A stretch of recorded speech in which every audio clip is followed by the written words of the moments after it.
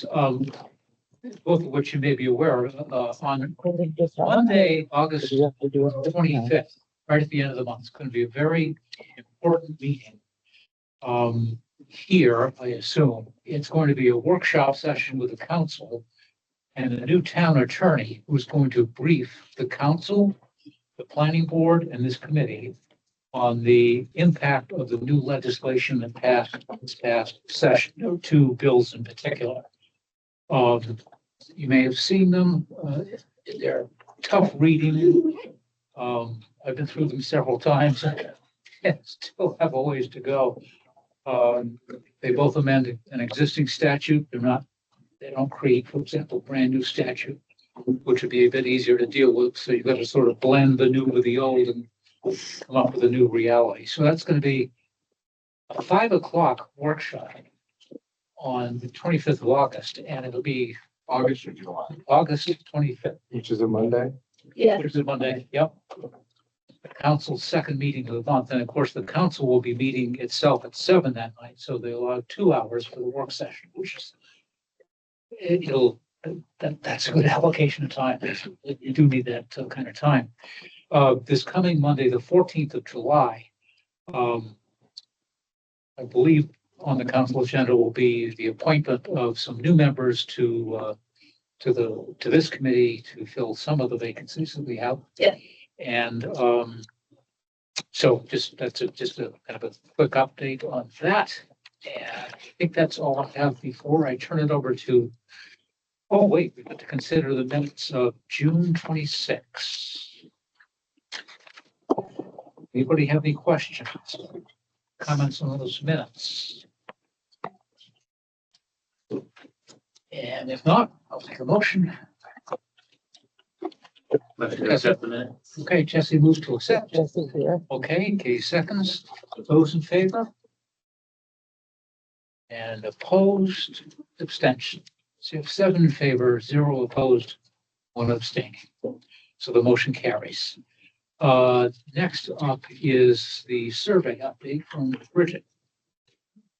So the survey closed on Monday, though I call it a soft close because the link is still functioning.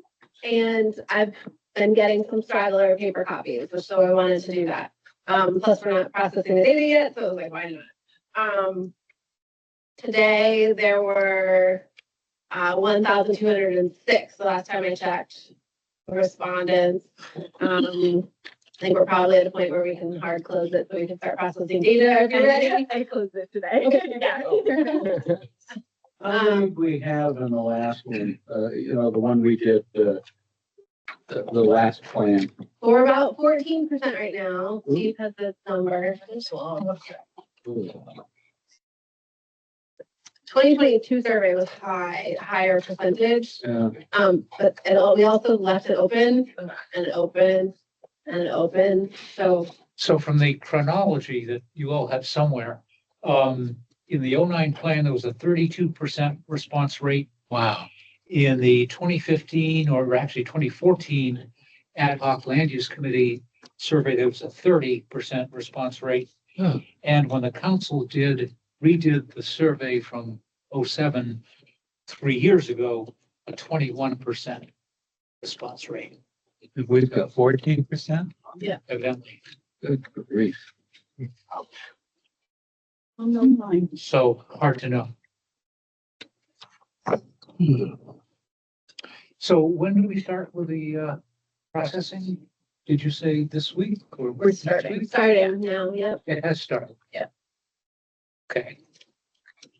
Any estimated timeframe on the completion? I think we should have something for the next meeting. It won't be like finalized or anything, but we'll have an overview and some things that might be interesting to the subcommittee as well. Great, okay. Questions on the survey or anything related to it? Any high level observations? I don't think I've dug into it enough yet. Definitely a lot of like varying opinions. But yeah, We got a fair amount of like written comments that I was able to skim through, and then what I actually thought was cool and surprising is that we have about 250 people who submitted their emails that said, yes, include me in future conversations. So that's like our initial mailing list for the workshop. Hey, come participate. You said you wanted to. But yeah, there's a lot. yeah. That's cool. That's good. Okay, well, that I guess covers the update. We'll know more in 2 weeks. So we have guests tonight from the Department of Inland Fisheries and Wildlife, or IFW, as it's often known for short. And perhaps our guests could just introduce themselves. Yeah, should we run it on the table? Oh, yeah, we should do that. It's only fair. New It's names only and fair. faces. So, Welcome, Josh. No, okay, we'll go around the table. Bridget Perry, town planner. Christina Silverman, Administrative Assistant for Bridget Perry. Peter Bingham, the chair of the planning board. Zoe Streeton, AmeriCorps Fellow at GPCOG. I'll be helping with some of the data tabulation as well. Greg Leclerc, IFW. Josh Stearman, citizen. Deputy Lamar Vincent, and I'm on the school board. Bill Follett, committee member. Ag Kelming, committee member. Paul Johnson, GP Cog. Katie Magoon. Shane Wilson, potential committee member.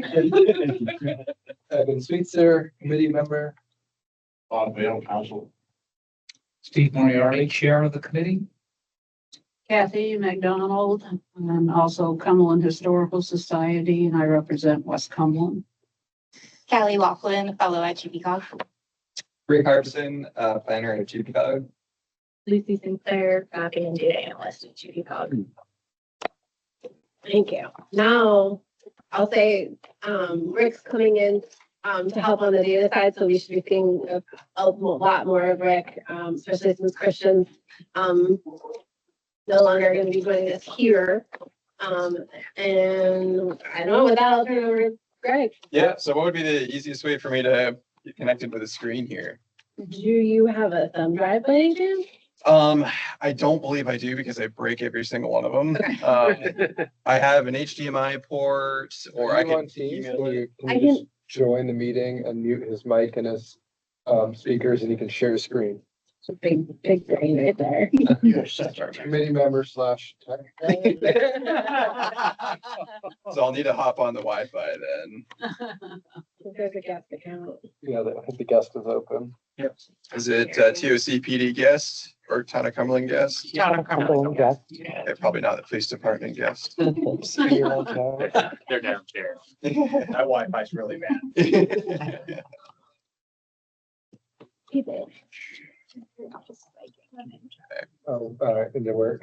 With a child. Then let me know if you need my email address. We got it. His daycare's at just across the tracks on Quarry Road. Yeah.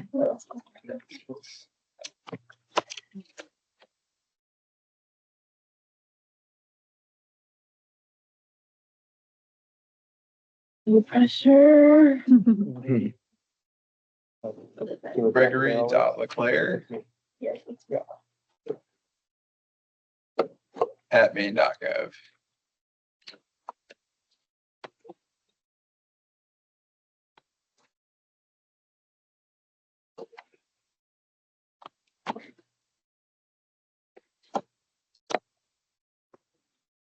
All right, let's see how fast this Wi-Fi is. I did. I was in class on mine, but I went to CBS. Okay. Thank you.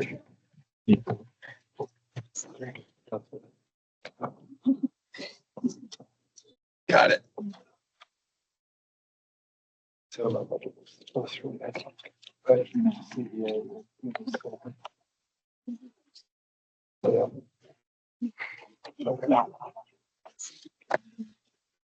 Well, Yeah. So.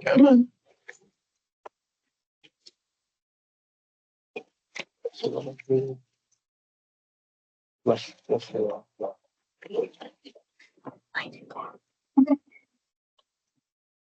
Sorry, it's loading up. Yeah, I just want it. Since I'm recording. So do you think, are these microphones here, they're gonna be able to hear me okay? Yeah, they'll be good. All right.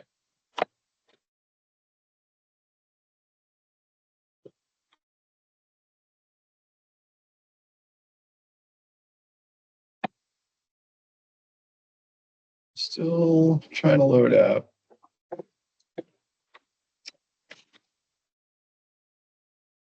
If that doesn't work, I'll just give you the HDMI and then you just send me the slides and I can make sure they're out. Okay. Okay. Is there a way to copy and paste the link directly into Teams? Join meeting button or anything like that? I'm driving my backpack, if that helps. Oh, either way, I'll just give you the HDMI. Okay. Sorry to mess with the system. You want to switch seats for a second?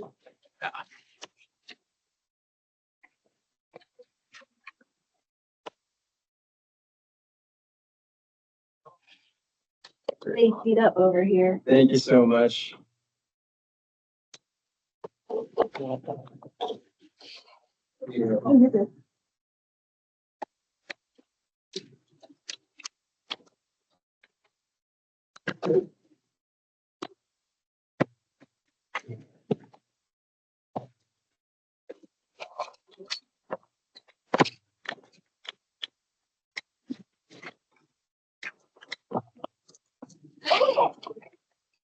Anybody got any good jokes while we wait? That should have been really easy. Yeah, I know.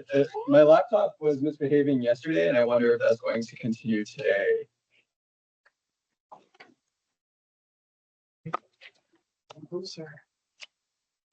All right, here we go.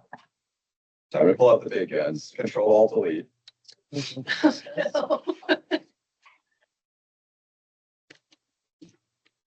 Haven't missed anything yet.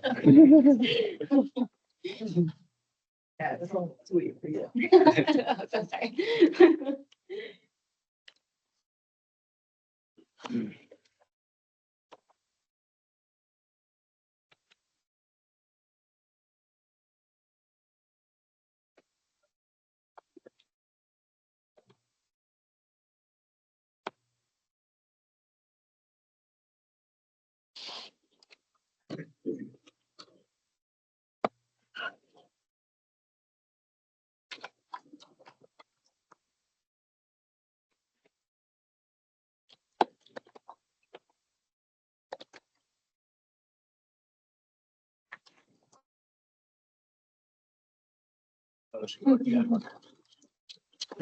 Grass mode? So we go out there today, but I think we'll have some of them in July. So if you're having trouble achieving your bucket list, you can just change the B to an F and you'll feel much better. Are you putting that in the notes? All right, I'm going with that. That's a strong opener. I like it. I'm sure I can better that. Yeah, I'm a little nervous with the second one. All right, I think we're in business. The PowerPoint opened back up.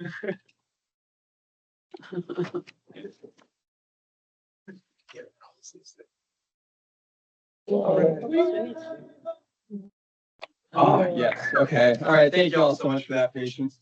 Do you guys prefer me sitting, standing? Do you like animated presentations or anything like that? Whatever makes you happy. All right, I think it makes me happy to stand, so I'm actually gonna delay this just a little bit longer because I'm gonna grab my pointer. So if I can actually sneak to my bag here. I hope it's an extendable. We're about to find out. The best is if there's people on. Have the you Teams found any meeting, pandas put the in screen, Cumberland yet? you can Have see I found any it. pandas? Not yet, and I hope I don't. Why you gotta go to the Soak up all the conservation funding.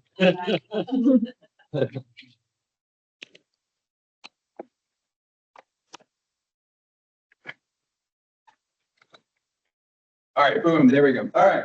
Hi, everybody. Thank you so much for that. So I'm Greg. I am the municipal planning biologist in the Beginning with Habitat program. at the Maine Department of Inland Fisheries and Wildlife.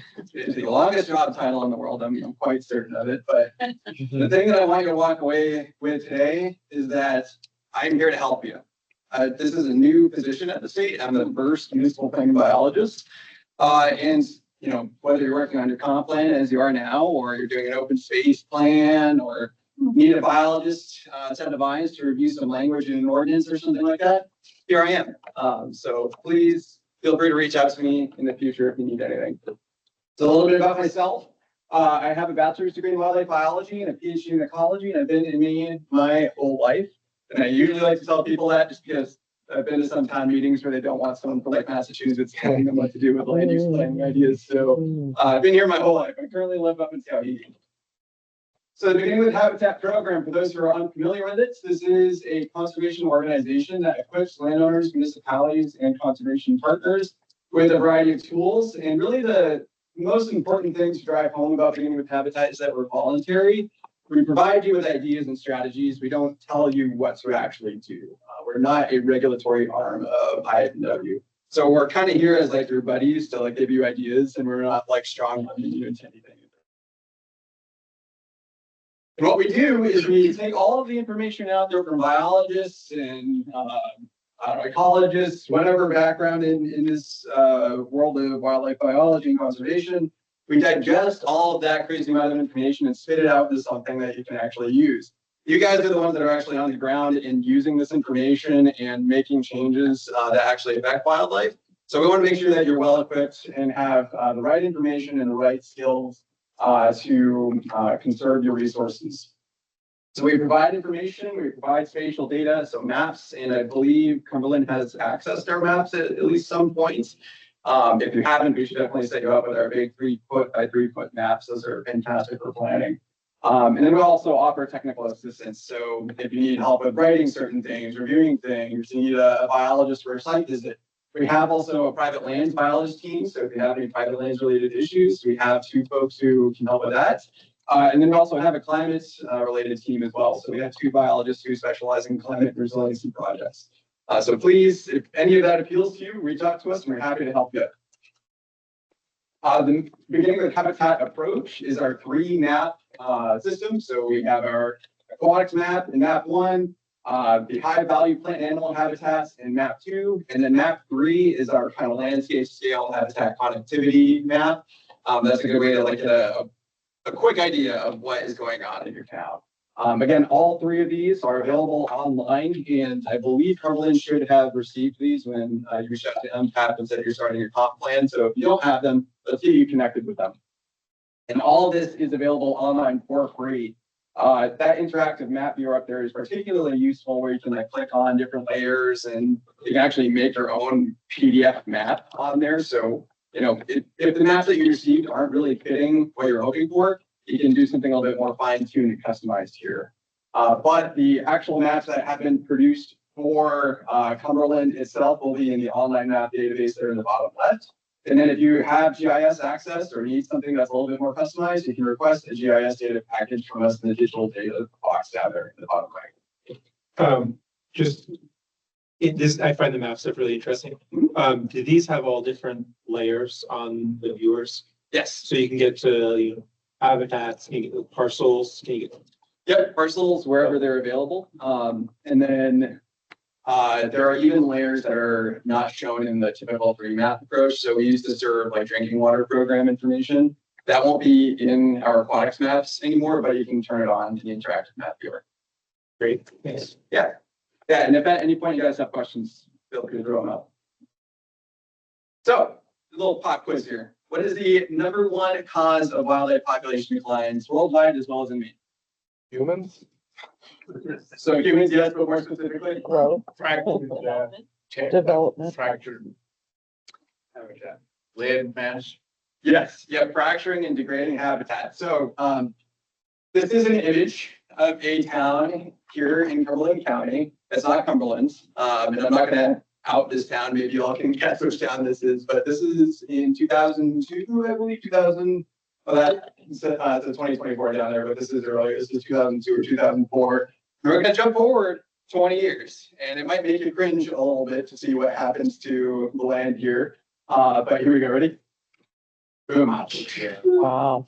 So this was one of the fastest growing areas in the state of Maine in terms of housing development. And it's totally fine to add housing, right? We're in the middle of a housing crisis. We need to add housing somewhere. But there's a few different stories of land use going on in this image. So if we go back to the earlier 2000s image, we have this big, what we call a block of habitat here. This is all forest. There's a mix of wetlands. And then fast forward 20 years and we throw a subdivision right in the middle of it. We actually fundamentally change how that habitat operates. When you suddenly open up that forest, there's sunshine reaching the forest floor for the first time in potentially hundreds of years. And not only are we changing how the habitat functions, we're busting it up. So you mentioned habitat fragmentation. We now have 1, 2, 3 different pieces of habitat now. And as habitat gets smaller, it can't support certain species. So you start with just about every species you could think of in Maine. If you have something that is a large undeveloped habitat block, something that would be like 500 acres or more. You whittle that down to something that's 500 acres or less, you start losing species like moose, some of your hawks, black bears, even fishers. I mean, the fisher is only about, this big, but they need room to run around. They're pretty nomadic. And then, another one I like to mention is it's called the northern parula. Has anybody heard of that bird before? Yes. Okay, good. So for those who haven't heard of the parula, we're talking about a really pretty little bird that's about this big. It's a warbler. It migrates from South America all the way up here to Maine to have its babies. And it relies on habitat blocks that are 500 acres or larger in size. So even though it's like this big, it needs a lot of room to forage. And if you hear a parula, it sounds like, I've heard it referred to as like a zipper or like a sneeze. It goes like a little explosion at the end there. That's a really cool bird to hear around, and you're lucky to hear it because that means you're near a habitat block that's probably about 500 acres in size or larger. So whittle that down a little bit more to something that's less than 20 acres, and you start seeing species that you're most likely to see in your backyard in suburban neighborhoods. Skunks, raccoons, some reptiles, some amphibians, squirrels, some songbirds. Like these are the most typical backyard species. So you still have wildlife. They're well adapted to environments like this, but you're missing a tremendous amount of biodiversity at the same time. And not to mention too, you're losing ecosystem services, and I won't go through every bit on this list. I just wanted to make a huge list to show you that there are a lot of things that a patch of forest might offer you. The trees aren't just sitting there doing nothing. They're filtering your air. They're filtering water as it runs down to rivers or lakes. There's also even mental health benefits with just seeing the color green. It's not going to cure depression, and you don't have to take your Zoloft anymore when you see green, but there are some benefits of just being able to access nature. There's also agricultural benefits, more pollination, more nutrient cycling. Having all these things is a tremendous benefit of maintaining habitat in your town. And nowadays, we don't just talk about maintaining patches of habitat. We also talk about maintaining the connections between them. So it's about the arrangement and how they're able to interchange with each other. So, as humans, we don't just sit in our houses all day. We have to, go to work. We have to go to the grocery store. We have to move around in order to get the resources we need. And I would hope that you moved around a little bit to find a mate. The same is true for wildlife. If you're stuck in one patch for too long, you're mating with your cousins or your siblings. And this is a problem that we've seen some of our most endangered species. The Florida panther down in the southeastern United States, they have been so sectioned off by highways and development that they're having heart problems. Their tails are all kinked like this. Some of them have paralysis because something is neurologically not functioning with this species. So habitat connectivity is really important for a variety of needs for wildlife. And for a few examples here in Maine, migratory fishes, alewives, Atlantic salmon. Atlantic salmon are federally endangered species. Maine is the last state to have breeding Atlantic salmon. And they are endangered primarily because they can't swim up past certain culverts or dams. They're stuck. Migratory amphibians, this is what I spend a lot of time on. Has anyone here heard of Maine Big Night? Okay, good. So that's my organization as well. That's what I do outside and the after hours of my job, I guess you could say. But for every deer that you see struck on the highway, that's representing about 2,500 amphibians that have also been hit. They're the most impacted animal on our roadways. Turtles. Some turtles are being pushed to the edge of extinction because of roadways. They crawl up into the road, and unfortunately, some people are even intentionally hitting them with their vehicles as well. Large carnivores, all it takes is 10 cars a day for a bear to think twice about crossing that road. And then there's the climate impacted species. If a brook trout needs to move to a stream that's not drying up as much, it needs to be able to get past a certain culvert. If it can't, it's stuck, and it might not be able to adapt to that changing environment. And habitat connectivity is not just important for wildlife, it's also really important for people too. And this is what it looks like when habitat connectivity is bad for aquatic organisms. A lot of our culverts look like these guys down here. They're circular, and unfortunately, they're frequently perched up too high, and flow is either nothing or too much all at once. Either way, almost impossible for a fish to reach up and get through. They're also really bad at moving large volumes of water. So if you imagine that you have a straw in your mouth, and your mouth is just chock full of water, and you need to blow that water out of that straw as fast and hard as you can, you might launch that straw across the room. And that is indeed what is happening with a lot of our culverts, and especially as we start seeing more flooding. We're seeing a lot of road washouts. Sometimes the culvert entirely washes out from under the road and gets washed downstream. I've been working with one town that has been replacing a culvert every year for the past 3 or 4 years, and every time it does that, it's $300,000. They are finally switching to a design like that one down there in the bottom left, which is called the Stream Smart design. That's a box culvert. It's wide enough to span the stream, and it allows not only larger volumes of water through, but also allows things like brook trout and other species to move through much more efficiently. And then terrestrial connectivity is also important because if you have poor connectivity, you're running into animals a lot, and it costs me $300 million a year based on how many deer we're actually hitting with our vehicles. In fact, we're hitting about as many deer with our vehicles, we're estimating about as many deer with our vehicles as are being hunted by hunters every year. So we're also seeing recreational and economic losses. And federally, we're talking about $8 billion per year being spent on wildlife vehicle collisions. And what's interesting, it's not only the deer, the moose, and the bear that we are colliding with. It's the turtles that we're dodging and rolling our cars into ditches, and that does indeed happen. That's happened in Maine, at least once that I could find. Porcupines, all sorts of other critters. When you dodge, you can end up, going off road, hitting oncoming traffic. I think it was like 2 days ago. I was actually doing some research because I found a news article where a turtle went through someone's windshield. And as it turns out, that's happened something like 10 different times on the eastern seaboard in the past 10 years or so. So, we have turtle missiles to look out for now. Now, looking at Cumberland, this is the some of the data that's included with the habitat connectivity map, that map 3 that I talked about earlier. The darker green habitat patches are the blocks that are 500 acres in size or larger, and the almost white ones, those are 10 to 499 acres. If it's not showing up on the map, it's smaller than 10 acres.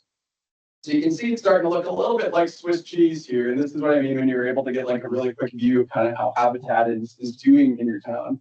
And we have some good signs of land use planning, like a lot of development being concentrated right there in the center. But you can see some of these habitat blocks are getting whittled down quite a bit, and some of them might be knocked out of that 500 acre block size and into something that's a little bit smaller. On the next slide, you'll see a bunch of points on the screen, and those will be recorded wildlife vehicle collision locations. So imagine in your head, where would somebody potentially collide with a deer, be most likely to collide with a deer in Cumberland? And I keep using deer as an example. It's not just deer, it's also bear and moose and whatever would cause somebody to have enough damage or injury to report it to the police department. So here we go. So 342 wildlife vehicle collisions over the past 10 years. That's no small amount of collisions. This is the third most common type of car accident in the town. Number one being just going off the road, probably related to snow.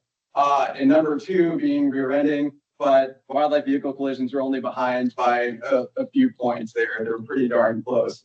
And I've seen a couple of plans where it's the number one and it's not addressed in the comprehensive plan. They say, deer collisions are the most common way that people are crashing their vehicles in our town, but they don't say anything to address it. This is something that I think is very actionable and something that is not required to address in your plan, but I think something that would provide some extra public safety and certainly some benefit for wildlife.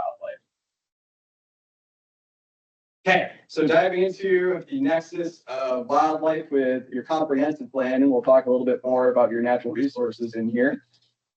The primary way that we intersect with comprehensive plan is through the land use planning portions of this.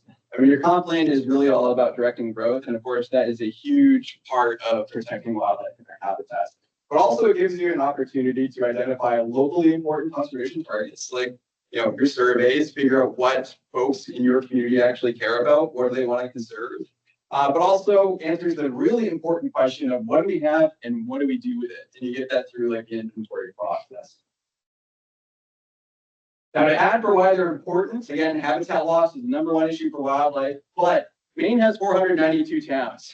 And for the most part, land use decisions are not something that make it up to the state review level. And a lot of these are being orchestrated by volunteer boards or volunteer code enforcement officers. And a lot of them are operating on their own independent desires and values. So if we have 492 independently acting entities, we have some very complicated land use patterns going on and could have some important implications for wildlife if we're not coordinating on a grander scale. So we reviewed primarily 4 chapters: water resources, natural resources, recreation, and future land use plan. I also dive into the transportation portion just to see if there's anything that I can add. But for the most part, we focus on those 4. Note that we do not currently comment on agriculture, forestry, and soils or geology. Of course, comp plan rule is going to be changing soon, so some of this might be irrelevant relatively shortly, but currently you're required to address critical and important natural resources. So what are the differences between the two and what do each represent? Critical resources are those that have legal protections of some sort at some level. So we're talking things like endangered species. And then important are those that are not necessarily legally protected, but still important for natural resource conservation somehow. I'll give you some examples of that soon. And of course, this could be changing relatively soon. So critical natural resources, the ones that we're most interested in: significant wildlife habitats, threatened and endangered species, fishery spawning habitats, natural communities, endangered plants, and then some special ecosystems called coastal sand dunes and fragile mountain areas, neither of which I believe are present in Cumberland, except I'm less sure about sand dunes. I don't know if anybody knows. No, we have a small one. Okay, you got a sand dune. All right, perfect. Important natural resources, you have 500-acre habitat blocks. So again, these are not legally regulated, but they are still important to natural resource picture. There's also what we call focus areas. These are concentrations of things like endangered species and significant wildlife habitats and rare plants and natural communities. Exemplary natural communities. So they're not like rare, but they're really nice. Like that is a really good forestry there. We should include that one. Then the habitat block connections. So where would wildlife be potentially moving between habitat blocks? So I'll walk you through the critical natural resources that are currently known in Cumberland, starting with the significant wildlife habitats. Inland waterfowl and wading bird habitat. This is usually one that is found in many towns and usually found a lot more than what you actually have here. So you only have one little, oh, my laser's dead, darn. You have one little swiggle of IWWH up there in the northern side of town, but this is basically a wetland that has high value for things like ducks and herons and bitterns and other sorts of wetland waterfowl. And of course, wetlands are one of the most important habitat types in general. Everything on Earth needs water in some way, shape, or form. So these are a particularly special type of habitat. There's plenty of tidal waterfowl in wading bird habitat. So note that we have a freshwater version and a saltwater version that provides habitat for species like egrets and sea ducks. And in particular, we're thinking of things like common eider down there that will actually nest in these habitats as well. In the winter, harlequin duck, a state threatened species, will also use these habitats. Then there's my favorite, or one of my favorites, these significant vernal pools. These are basically puddles in the forest that fill up with water in the springtime and they dry out by around August. These are actually biodiversity hotspots. It's the fact that they don't have fish in them that makes it so that species like the spotted salamander or the wood frog or the ancient fairy shrimp.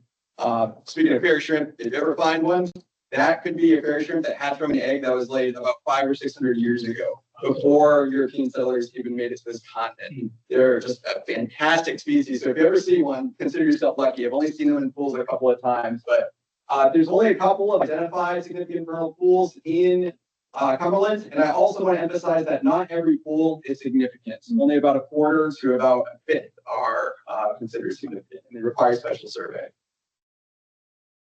As far as listed species, there's the great blue heron, which is special concern. For whatever reason, they are declining in both their inland and coastal breeding populations. I believe the reason has yet to be identified, but what we do know is that their nesting locations tend to be very sensitive. They don't like people or development getting too close to them.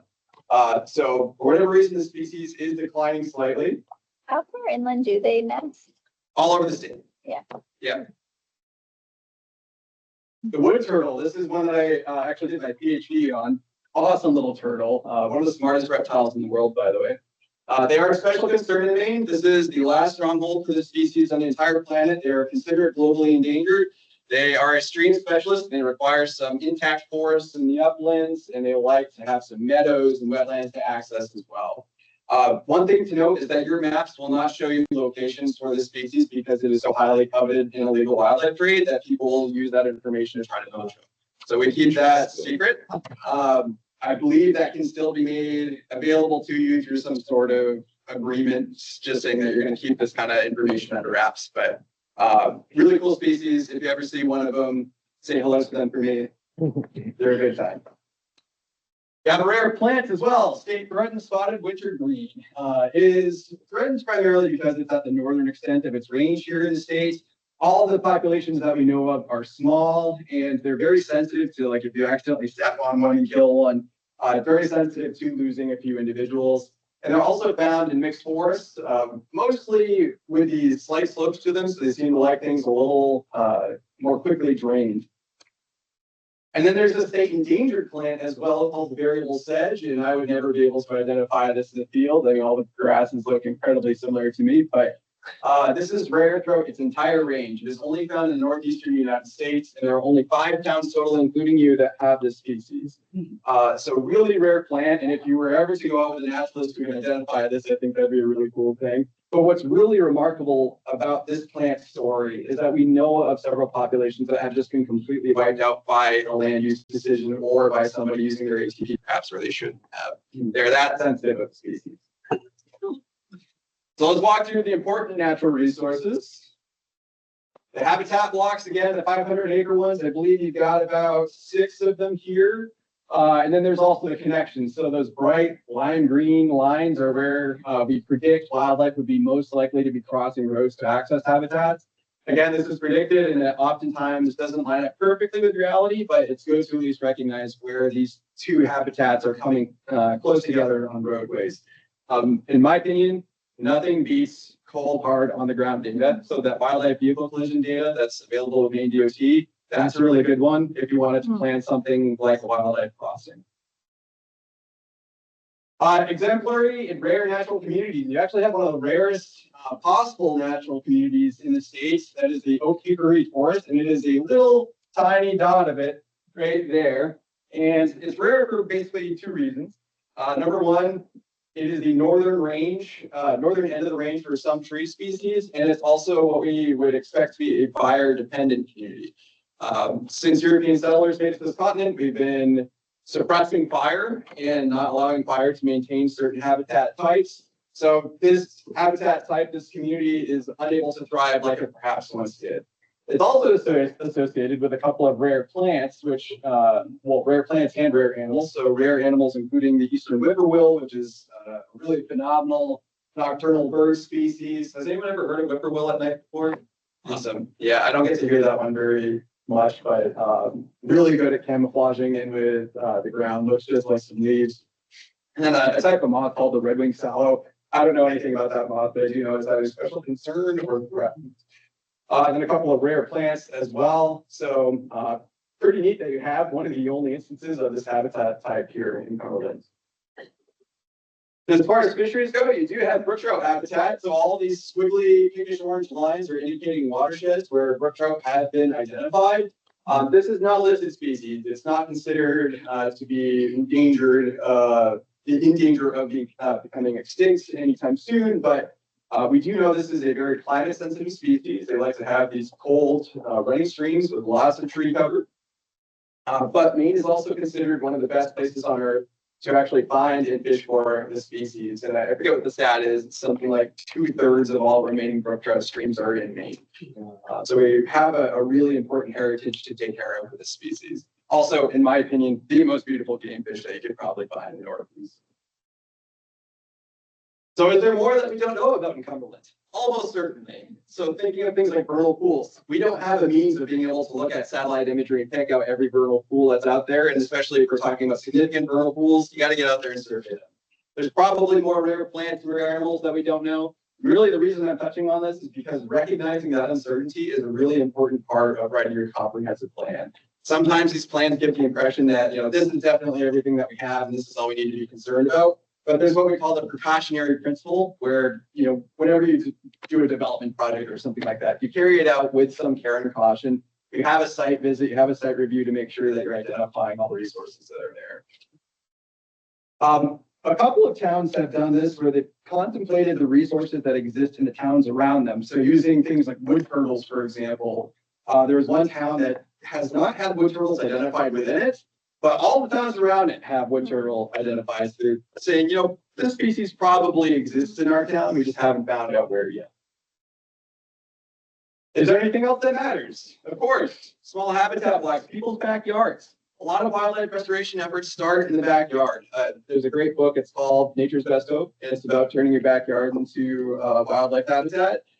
So it's important to emphasize that there are other things that could be beneficial that you're more than welcome to add to your plan if you would like to, as well as species that are not necessarily threatened or endangered yet. We have this idea of keeping common species common. So something like this Eastern newt here, very common species, but known to be declining in some areas. Amphibians are the most endangered group of animals on the planet, and they're known to be declining in the United States.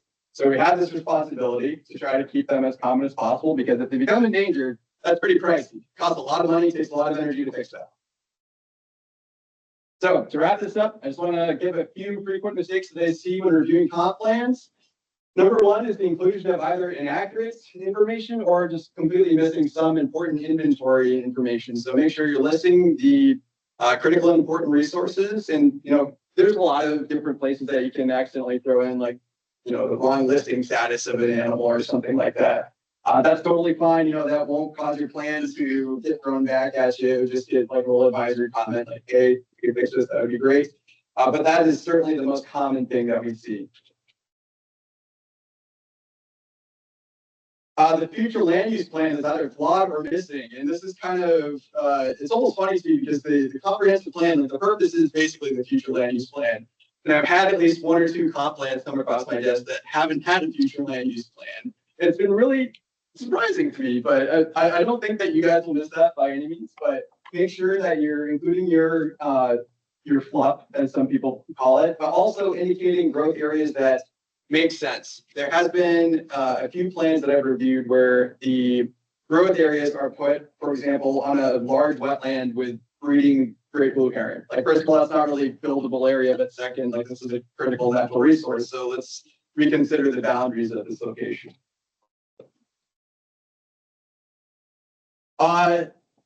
Conserved lands and recreation information. That's also something that's frequently missed, especially if we're talking about water bodies. So make sure you're talking about, can the public access those water bodies? And if not, what is your plan to address that? Our fisheries biologists love to get on town's cases about that. And, perhaps our fisheries biologists have already been on Cumberland's case about public access at some point, but that is something that we do flag quite frequently. And then finally, thinking of natural resources as impediments to growth, and like that showing up in the language, like, this endangered species makes it difficult for us to develop in this location.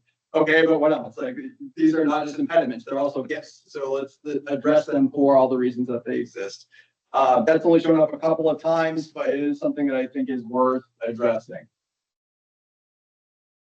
So that is all that I wanted to share with all of you.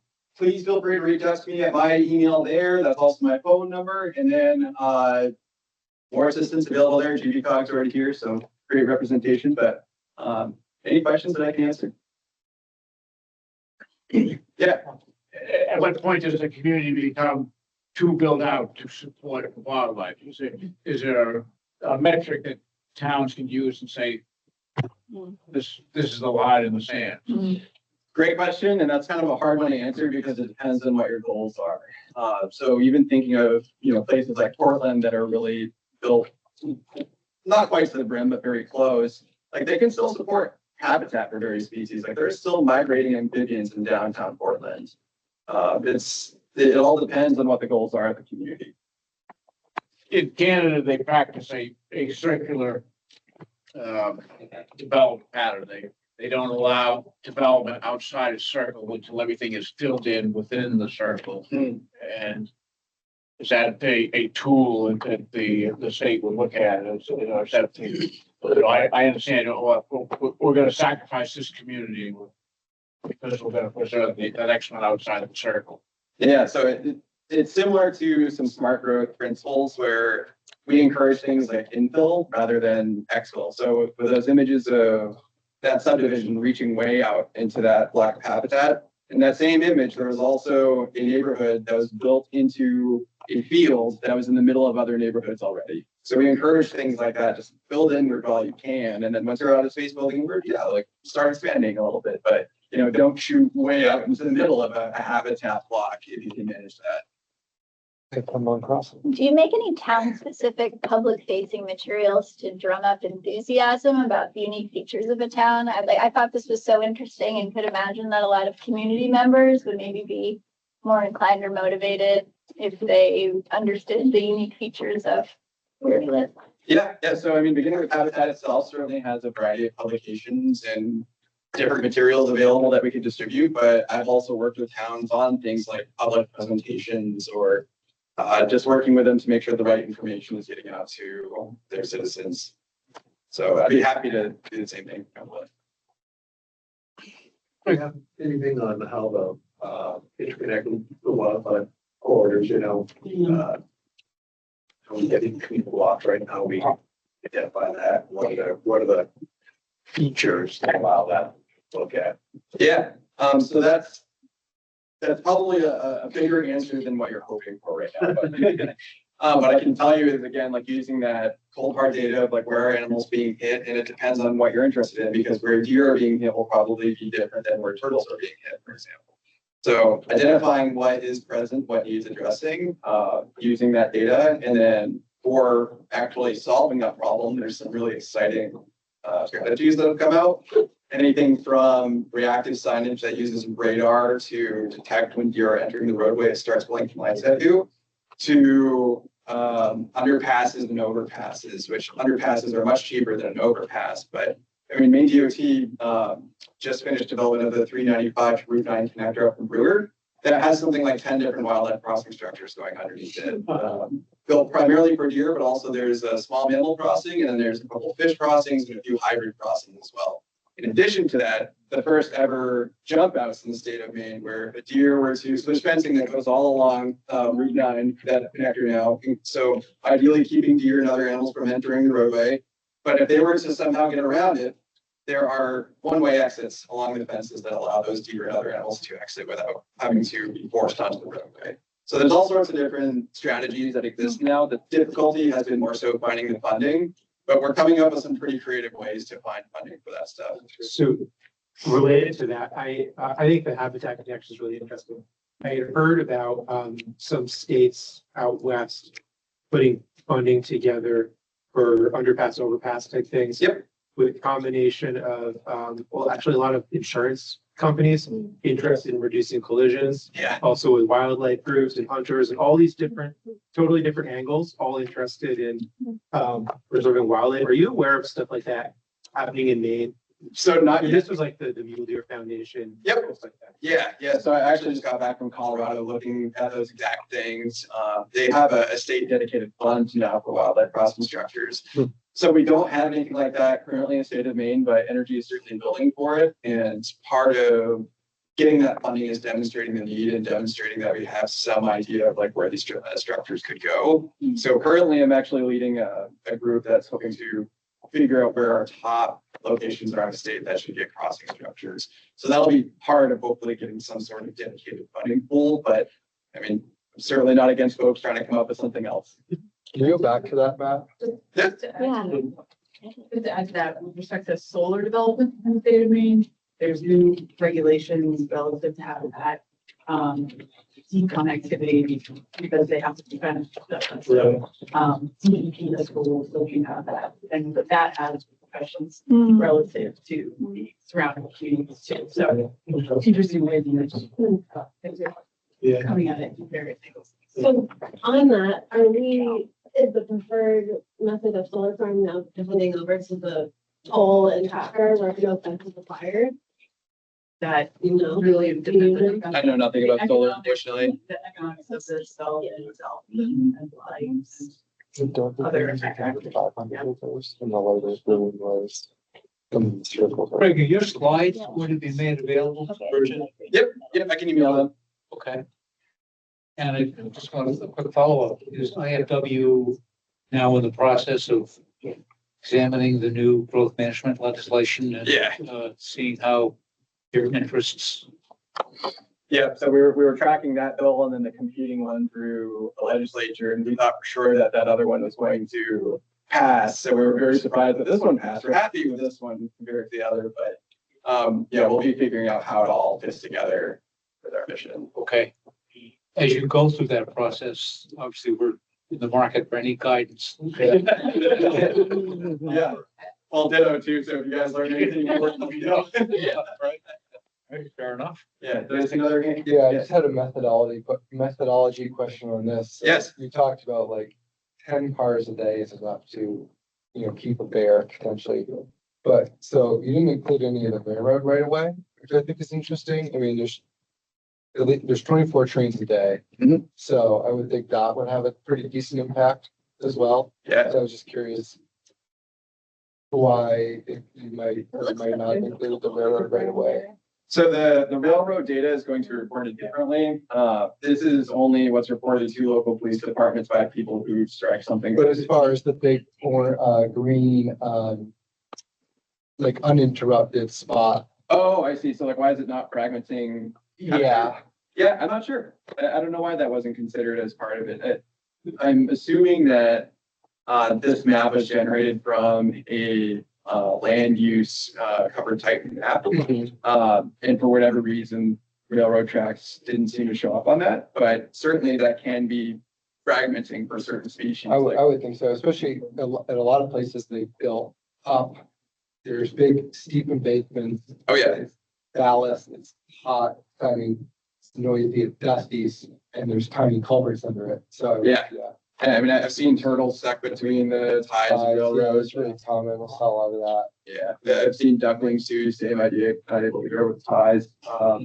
Well, 24, I didn't realize there were that many. Yeah, there's the last FRA data I checked, might be less, but. So what is again, define the dark green, the medium green, and the white? What's the difference again? So there are two shades of green. One of them is almost white, but the darker one is 500 acre habitat block or larger. And then the lighter, almost white one is 10 to 499 acres in size. Okay. And this is current? Yes. Yeah. But again, I think that's an excellent point that there are probably some features that aren't included here that could still potentially be fragmenting. Sometimes, so like if you're looking at this little hole here, like that's somebody's house, but like how are you getting to a house that's surrounded by habitat? Like there's a driveway here that wasn't accounted for. So those other areas have no houses? The Correct. dark and the light green. Yep, so this is all natural habitat, theoretically. There's gonna be some error, but And how's farmland, like meadow, how is that considered? typically included as habitat block.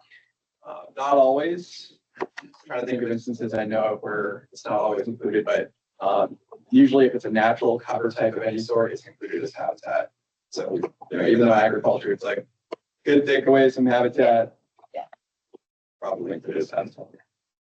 So the real conundrum is we put together the plan and look at the new thing that's the new law that's passed is really what is the effect of that going to be really on those lime green areas? Right.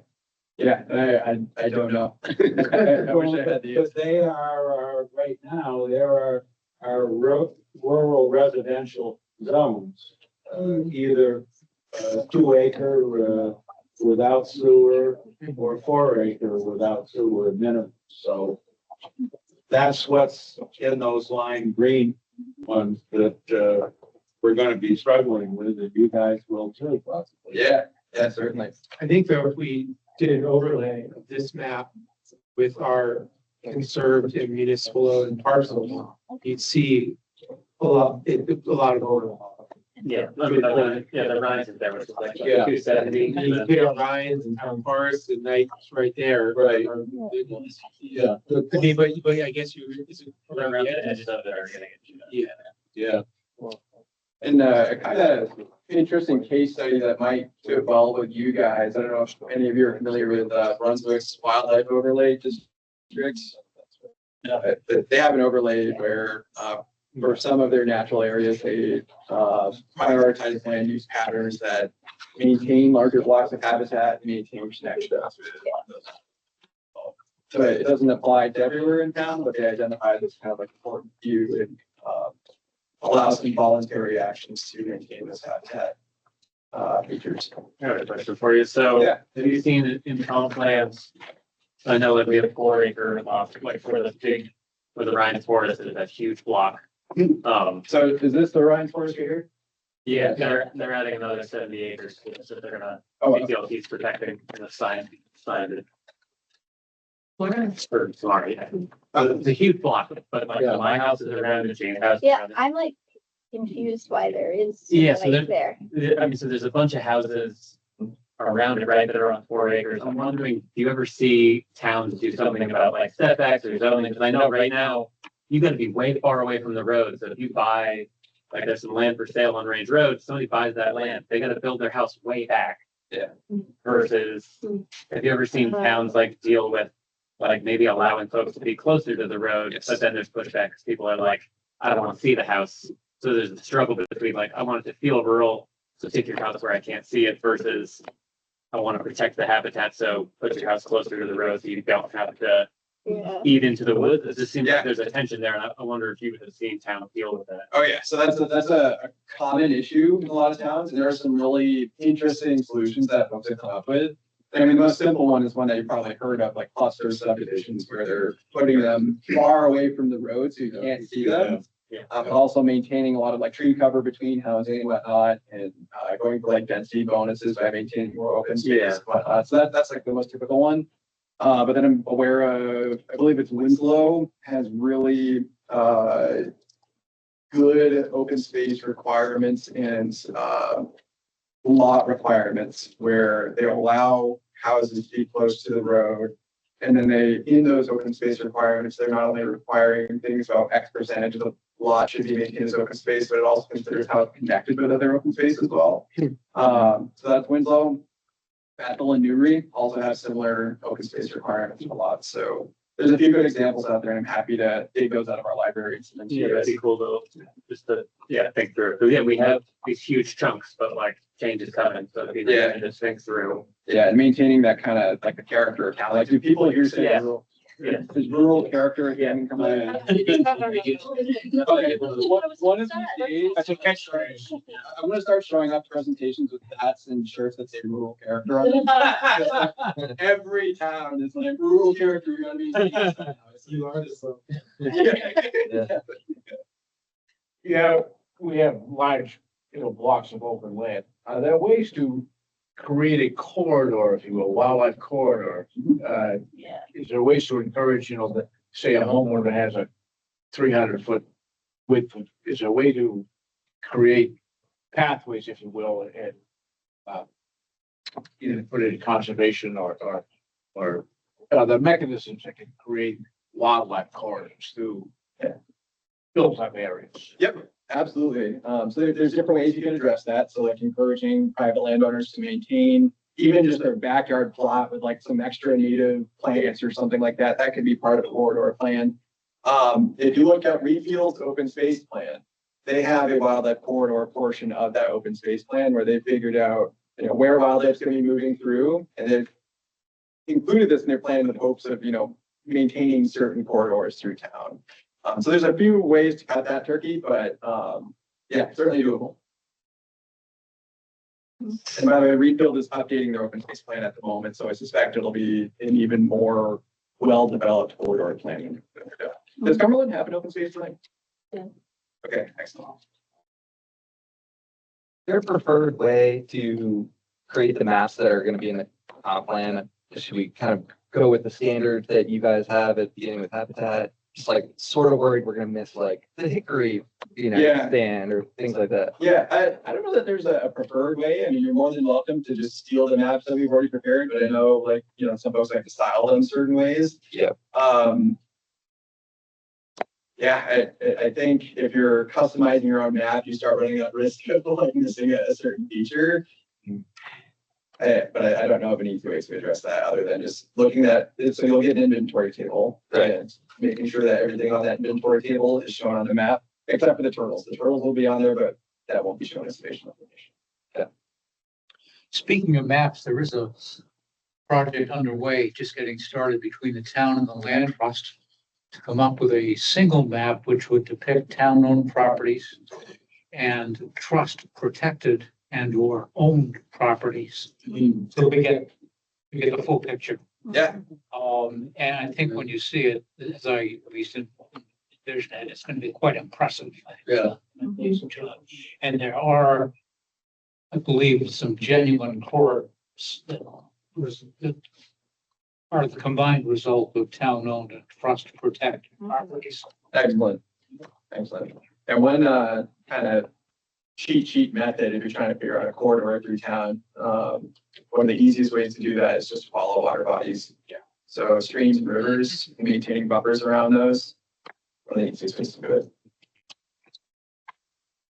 it. Other questions for Greg? That was extraordinary. Yeah. Thank you so much.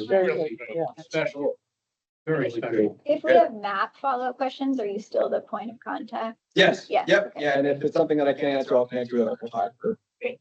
Yeah. Thank you. I'm thinking if we have that subcommittee, because we have sort of a National Resources Recreation Subcommittee that will meet and process chapters as we get through the process, that subcommittee could reach out. Yeah. We could maybe come back. and Yeah. help them. Please do. So at the moment, since this position is still kind of new, I have some days where I'm kind of sitting at my laptop and kind of just like, so give me some work to do. Like, Don't say reach that out. too loudly. Yeah, I know, like, every time I say this, people are like, you're gonna regret saying that, but please give me something to work on. But anyway, thank you all so much. Yeah. Thank you. Great. Very good. All right, we're halfway done. Next up is a presentation of a different type, a little less green perhaps, but Boring. I hate to say it, I don't think it's gonna be as interesting.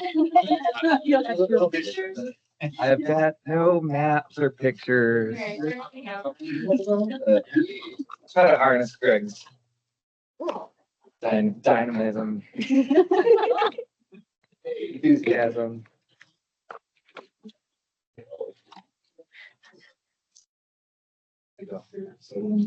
Whenever you are most comfortable.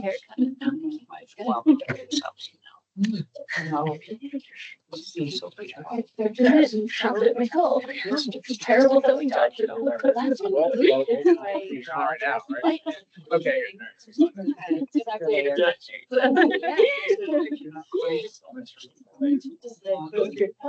Like a little. No, that might be enough. I know it's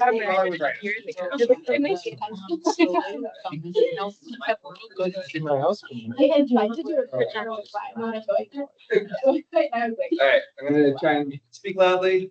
not bad. So the goal here is to review population demographics and housing for you. Go next slide. Couple disclaimers to make here. First is this is just a high level snapshot. It's the tip of the iceberg. There is massive amount of data out there about Cumberland, about the region, more than we can cover in a comp-plan probably. So I tried to just hit the highlights. What are the key core data points that kind of tell the story of Cumberland, who you are, how Cumberland has changed over time. This data is going to change. So right now, the data I'm showing you tonight is 2023 data. Kind of like the sad reality of doing a comp plan is it takes a while to do a comp plan. So by the time we have a plan document in place, we're going to be using 2024 data, but it's probably not going to change very much. But for the purposes of tonight, we're looking at 2023 data. I did try to include margins of error where they are available. For a small community like Cumberland, we do run into some issues with margin of error where, you know, the renter population, for example, is pretty small, maybe 300 residents or households that rent. So getting good, accurate information about the renter population is a little challenging. So just trying to be transparent about that. Doesn't mean we can't use the data, but it's just good to know like the reliability of it. And then lastly, this is just our interpretation of the data. None of us live in Cumberland. You guys are the experts of your own community. You know, I provide our interpretations here and there. Let us know if we're off base, if we say something here that just doesn't feel right. And yeah, lastly, it's going to be a lot to take in. Probably feel free to interrupt me, ask questions as I go. I thought I would just briefly cover the 3 different types of census data that we're using in the plan. So we have decennial census. So this is the one that you're probably most familiar with. It happens every 10 years, 2000, 2010, 2020. Basic demographics. So age, sex, race, housing units. There's actually 7 questions in total. It's estimated to take households 10 minutes to complete. No sampling error. It's meant to cover every household in the country. And it's really used for baseline counts, redistricting, and funding purposes. American Community Survey estimates. This is an ongoing sample survey with annual data releases. So they do a 1-year estimate and a 5-year estimate. The 5-year estimate reflects a rolling average of responses collected over 5 years. So the current survey is 2019 through 2023. So for a town like Cumberland, you guys have about 9,000 residents. They're going to survey 90 to 100 households every year in Cumberland. Has anybody received a survey recently? Yeah, I got one last year. But they're going to survey about 100 households in Cumberland each year, and then they compile it all into the 5-year estimate, and then they'll end up with about 450 to 500 surveys in that 5-year period. And that's what they use for these data points. So they do include a margin of error. And the last thing is here, the ACS is really much more detailed than the demographic questions in the census. So there's about 7 questions in the decennial census. In the ACS, there's like 60 questions, and it's estimated to take 40 minutes to complete. So there's a lot of detail in there. They used to ask those questions as a subset of the decennial census, and then shifted over to this new system, partly so we can get data between the censuses, so you're not in this like data void every 10 years. And the last one is the population estimates program, and that's really just for total population. So it's the annual official population updates. It's based on births, deaths, migration, and it just fills in the population changes between the decennial census. It is considered the most accurate population number for the current year. And really, we're only using it for tracking Cumberland's total population. So that's it on the census data. We're also going to use other data in the plan as well, but just thought I'd cover this one. Does anybody have any questions about census data? Yeah. Population and demographics. Give a preamble or no? No. Okay. I want to give a. That is, I did include a picture of that. Yeah. So I thought I would just include the required elements from comp plan, required with asterisks, because these may change with the growth management, the new growth management law. And sounds like you're gonna bring a more in-depth understanding of that at the August council meeting, but my understanding is going to be more flexibility, These may not be as required. Population demographics, though, there's really not a lot of requirements to it.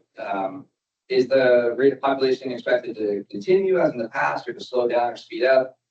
What will be the likely demand for housing, municipal school services? Does your community have a significant seasonal population?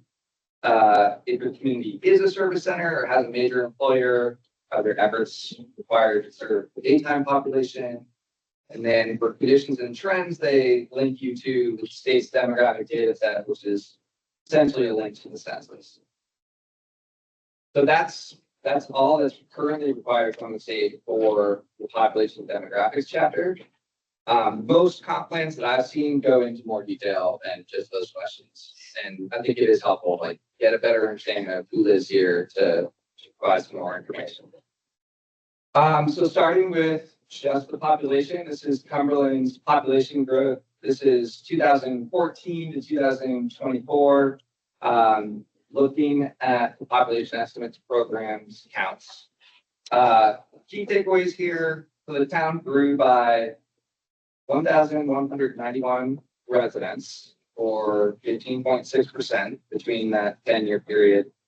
I don't have a graph right now showing the decennial censuses, but it is pretty consistent with how the town has grown from each decade, basically back to 1970. It's been about 1,000 residents a year. No, every 10 years. Sorry. Yeah, thank you. 10 years. And then I thought I would just show Cumberland's population growth in comparison to some of your neighboring communities. So Cumberland, in terms of total, net people, Cumberland added the most residents among nearby towns. Kind of on par with Falmouth, I would say, in terms of total people, although Falmouth does have slightly higher base population. And then in terms of the percent of growth, it's very similar to North Yarmouth.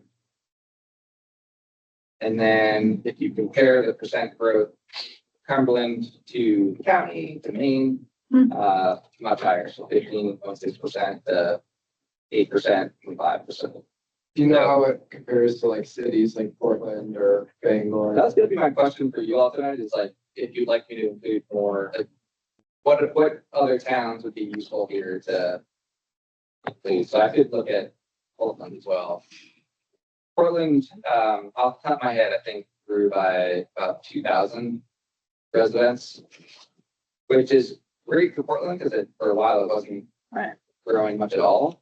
But in terms of like percent of the population, it's Really small. We're not just a trend in the area, right? In the greater Portland region, southern Maine. Cumberland County's there. Yeah. It's 8%. Yeah. one thing we could also do is include a map of like Cumberland County, showing all the towns. I think in the comp plan, there's a map that shows percent growth for all the towns in Cumberland County, just so you can get a sense of what the regional pattern is.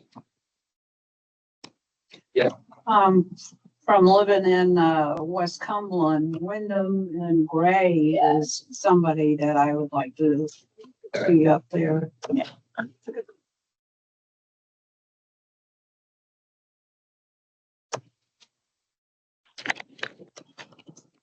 Yeah, Wyndham has grown a lot. Another big, so between 2010 and 2020, Scarborough also was like, that was the fastest in the state. I'm also interested, like, relative to square miles, like, how, how dense, like, density changes. Is that 3 miles wide. related to our rural heritage? Yeah.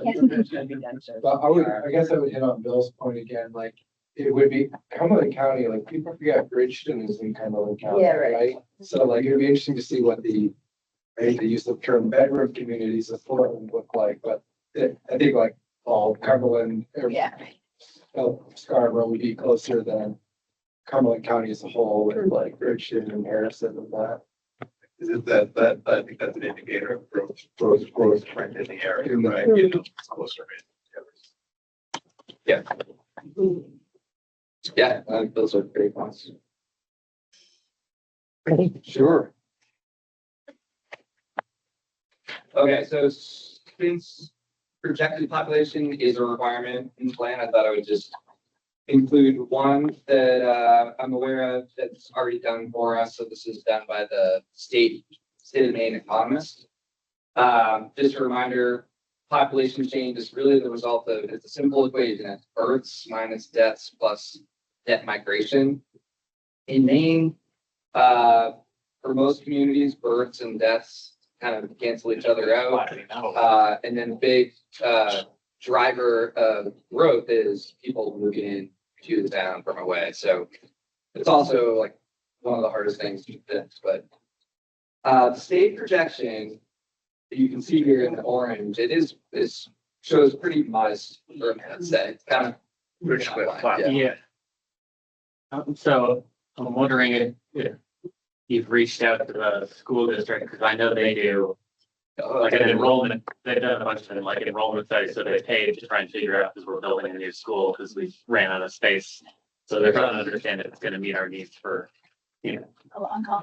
for the long haul. Yeah, so it might be interesting just to get that data from them. I'm sure they'll give it to you. And if they don't tell me, and I'll tell them to give it to you. Yeah, that would be great. Yeah, because I mean, they've tried to project out like, please, we don't need to build a new school anytime soon, because we have to pay for this one over the next 30 years. So, yeah, I think it would be interesting, because I think they're predicting slightly more growth than this based on the student population, but they also build a school that have wiggle room for the students that they think are coming in. So, Do you know if this estimation factors in things like climate change, for example? So it doesn't. Okay. I did poke around the methodology a little bit. It does factor in age cohorts and births and deaths. And it uses past migration data, which was surprising. It does show a little, I think that's factored in is the previous in-migration. But I think a topic like climate change, or the reasons why people move, is probably not included in there. But yeah, it is pretty low. It's like plus 99 new residents between now and 2042, which seems super unrealistic. Yeah. Actually, thanks for making a lot of sense, because we've shown some resistance to building significant amount of new, just not us, like in our town, has been resistant to putting on a significant amount of new units. And as we saw earlier, there's a lot of open space already served. So, if you figure our housing stock is not changing dramatically, doesn't seem so crazy to me. And also making a value difference. So And then when you start looking at our median age, it'll start to make more sense. And I think what's interesting too is that this is not a phenomenon that's going to be unique to Cumberland or the state of Maine. It's a nationwide phenomenon that will be, if you look at nationwide population projections, we're projected to sort of spike, and then by 2050, depending on whose projection it is, our population will start to decrease nation and globally. So it's not. Our school age population is still decreasing. Our school age population. School age population is still Sure, so in decreasing. 10 years, where are they gonna be in 20 years? Yeah. I was just gonna add, I went to this presentation by the state economist last week, and, she fully acknowledges it's a very simplistic, methodology, and that's by design, because the second you try to put in a bunch of inputs, you're gonna get wildly inaccurate, right? So. that's kind of how economics works. Correct, right. All of these variables. And it's not hard to envision, like our age, the distribution of our ages, that the big baby boomer lot just keeps going farther and farther up, and fewer people are having kids. But it's interesting, because these exact same questions were asked with everybody across the entire state, right? So to the earlier point, this certainly isn't Cumberland specific as far as. They throw in the number one school district in the state. Right. Yeah. Right. She mentioned that it might be a little conservative. Yeah, I mean, she presented the same way you did, in the sense where this, it's methodology, it's the best that they have. Right, and the, the net migration is the big question mark. We just, we've experienced a huge boom in net migration, right? Does that continue? That's right, and then. Correct. I think that's the biggest unknown. Right. Yeah, and they do it every year, right? So. Right. Next year. And they do it every year. Next year, we'll see what that looks like. I think working with the school department, take a look at that one. Yeah. And we can also develop our own based on Cumberland's growth and farm specific to Cumberland. Take it from there. Okay, so here's a few more common metrics right in a row here. So median age, 41.8. This is down from 43.9 in 2013. The margin of error there is plus or minus 3.5, lower than both Cumberland County and Maine. I'm going to provide a lot more nuance to the age discussion the next few slides. But that could result in the 40% turnover of our housing units over a 12-year period, where the older folks sold to a younger population. So that's not totally unrealistic. Yeah. That absolutely could be true. In terms of diversity, percent white is a kind of an easy way to measure this without having, that way you have a smaller margin of error. So it's 93% white, currently down from 94%, 2013. Higher, slightly less diverse than the county and state. In terms of education, this is the percent of people over age 25. I didn't have to space it to that in there, but they have bachelor's degree or higher. 71%. That's up from 67% in 2013. Marshall area around 5, much higher than Cumberland County. That's double state. Yes. Okay, so to the age question, it is kind of hard to break age down into really tight age ranges for Cumberland because you get high margins of error. The census does provide like 0 to 5, 6 to 9, 6 to 10. So I broke it into these cohorts. Whoa. Sorry. Check my battery. So what you're seeing here, the blue is the soft Cumberland. Blue is 2013, orange is 2023. Under 19, 20 to 34, 35 to 44, 45 to 64, and 65 plus. So you can see the population grew in every age group except 45 to 64. There's a pretty sharp rise in the 35 to 44 category, which might be what you're talking about, turnover. That I kind of hypothesize as parents with children and families. And then you also saw pretty strong growth in the 65 plus category, which I labeled aging in place. But overall, I would take growth is occurring at both ends of the spectrum, which is kind of unique to Cumberland. But that appears to be like the dynamic going on here. And I did like dig into this a little bit more. So even though the median age is declining, I think there's also, it's like kind of hollowing out in a way. But could it be the fact that we have no, as far as building units, that we have no restriction on the number of units 55 and older? So there's a significant amount of the units that have been added in those 10 years for 55 and older. And at that point, some of those folks are going to swap over into that 65 and above age. So are you suggesting like in migration of older residents? Yeah. Yeah, that could be too. You said that the growth in Cumberland was different than what you see in other towns. So what are you seeing in other towns? Which demographics? Well, we I think I might answer that. Okay. This is showing, yeah, so I don't have specific data on other towns right now, but just when looking at the county and the state in general. So kind of stumbled upon this census metric called the age dependency ratio. And the way it works is it shows the number of children and older adults per 100 working age residents. So provided the formula down here, but it's essentially the overall age dependency ratio, which is this. Oh, okay.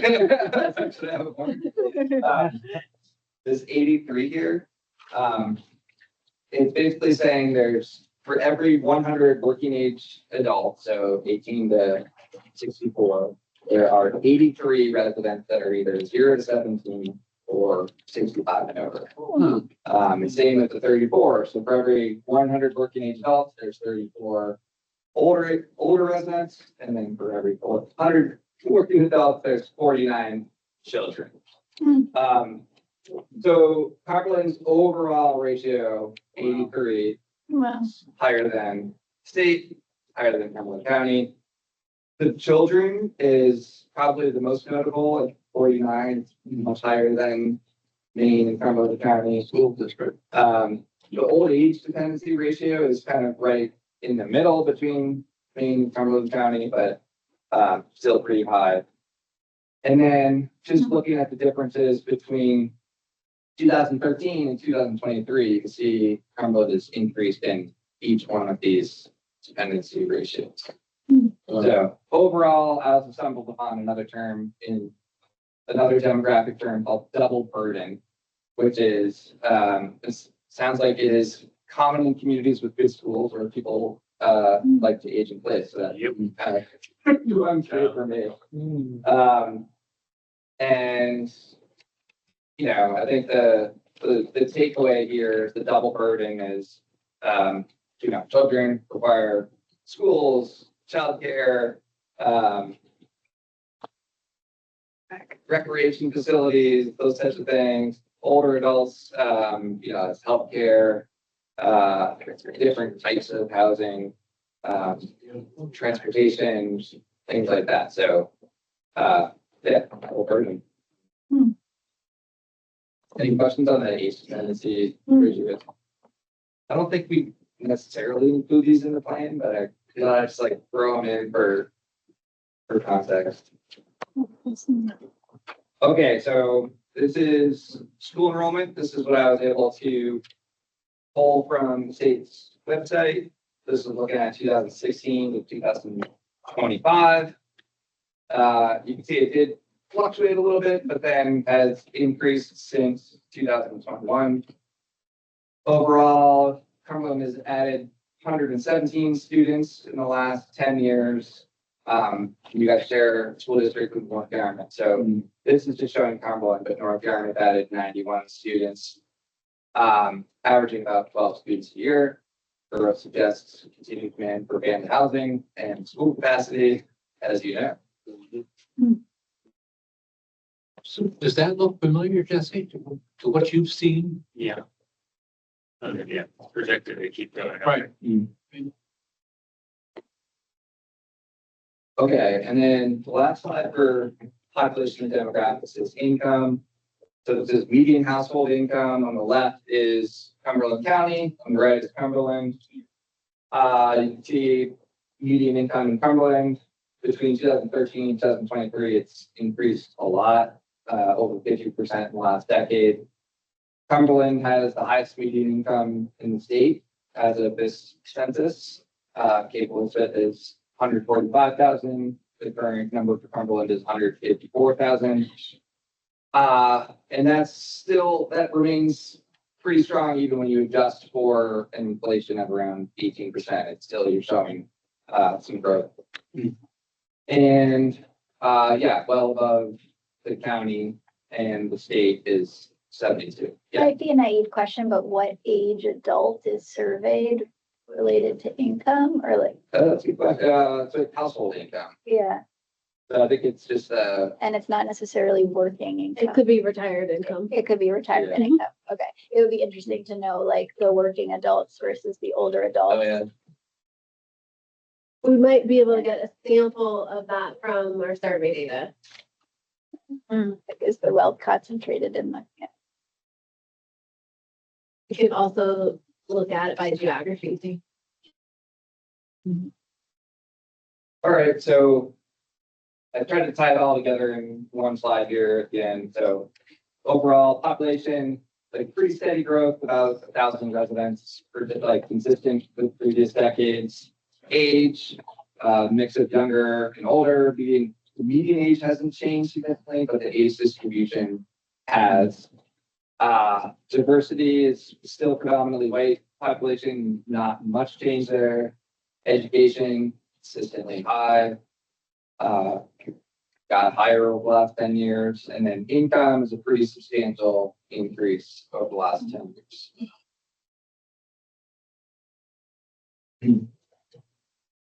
Any questions about population demographics? Did you have a gender breakup? I usually don't, because it's usually like 50-50 or 49-51, but we could do that. I actually did want to ask you all if there's other data points that you'd like to see in population and demographics chapter. You can certainly do a little bit more with the income. I kind of do that one in there, but if you have any suggestions for us? Well, you might go in and do the dwelling, new construction, broken down between, regular housing and 55 and older. Because that will tell you a lot, because, we have I believe, Bob, it's, our growth ordinance says no more than 50 units will be built a year. But we exempt 55 and older. And we have never reached, and since we did that ordinance, we've never reached the 50 units per year. We have in the 55 and older. So that might be just something to look at, and you can kind of see that in some of these numbers. And the other one would be the turnover. Bridget, do we have that infamous thing that Bill Shane put together about the 40% turnover in 12 years, or was that what do they call it? Just something that came out of the air? It may have just been pulled out of the air. I don't know where it came from, but we could certainly investigate it and see what it is. Yeah. Do you know, Bob? Do you remember? Well, I was just thinking, if you went back to that slide there that tracked the age groups. And you had the 45 to 64, that's the age group that children graduate from high school. Those are the most likely group to leave the community. You know, where the most likely group to come into the community is at 35 to 44, who have had a little bit of financial security, can afford moving into the community because of the schools. But then you have that excess on the other end and say, gee, I like the other thing to say. But I think that if you looked at the historical, that 45 to 64 is always going to be the group that's migrating out at a higher rate. Yeah, I think I just tied back to the surveys. And, I think it's almost more important with the survey results, not necessarily the participation, but the respondents model the same distribution, right? So, as a committee, I understand that, like, the first reaction might be that's a little disappointing, only at 14%, but really the red flags might come is when we actually look at the response rates. If it's, with the exception of under 19, because that might be a little bit of tough demo to grab. But I think that's something that we'll present to you, or at least comment on, is if there's market difference between those distributions. And then we might have a problem. Yeah. Because then you're extrapolating data that's not necessarily reflective of your demo. But, Yeah, I just want to, as a comment, I want to say that the most calming or reassuring thing that I saw in all of your slides was the flat line in projected growth. And, you know, however that can be bolstered by the state with data or analysis or whatever would be really helpful to us. Because I think that people, that projection runs counter to what a lot of people think is coming down the road. Right. Well, because the prior line is like that. Yeah, well, that's right. Yeah, That's people right. think it's. And we know that we've been, I should say that the SAD has been burned in the past by projected future enrollment and to our detriment. So I don't want to belabor that, but there's some skepticism about whether it's just going to be an endless upward thing. And but if you really show how it's going to level off, that's useful. You can build on that, Steve, though, with that, is if you're showing that growth, showing that how many students actually came in with that growth. I think that's, right, that's the crux, right? That's what people are worried about, right? So you gotta pair those together. True. Well, the other thing's going to affect too is the price of housing. Now that you've got the average price of a house now in Cumberland is $750,000. And at some point in time, that's gonna reach the birth rates, just the housing prices, there's just a lot of stuff that are gonna come into play that unless we have affordable housing, that people are not gonna be able to afford to come here, even if we've got this 3-star school system. So that's kind of another one. When you say the average price of a house in Cumberland last year was $750,000. Yeah. and I think, Rick, you have some housing data too, you'll show here. Yeah.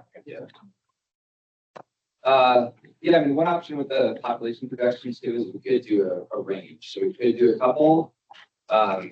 Maybe the states is a low one, maybe the states is the middle, but I've seen that in other comp plans too. And I do kind of like that in a way. I mean, we can't predict the future. And so having a little bit of a range makes me feel a little bit better. Okay, so I can move on to housing. No preamble here. Okay, so required elements, there's a little bit more in the housing chapter, again, required asterisks. How many additional housing units are needed? Is housing, including rental housing, affordable to those earning median income in the region? And that also might change with the new LD 1751 definition of affordable is can be updated, I think, to 30% of your income. Are seasonal homes being converted to year-round, or vice versa? Will additional low and moderate income family, senior, or assisted living housing be necessary? Are there other major housing issues in the community? How do existing local regulations encourage or discourage the development of affordable workforce housing? And then I have a section of conditions and trends. So there's a comprehensive planning housing data set that's provided to us. There's actually a new state of Maine housing data portal, which is really great. I encourage you to look at it. I've got a link in the back. But that's what that's the data set essentially, is this new data dashboard. Any information on existing local and regional affordable workforce housing coalitions, and then a summary of local regulations that affect the development of affordable workforce housing. So that's the punch list for us to include in the housing chapter, assuming that this kind of stays away. Great. We'll see. Okay, so overall housing stock, this is total units, going back to 1990, so 1990 to 2020, and then the 2023 ACS.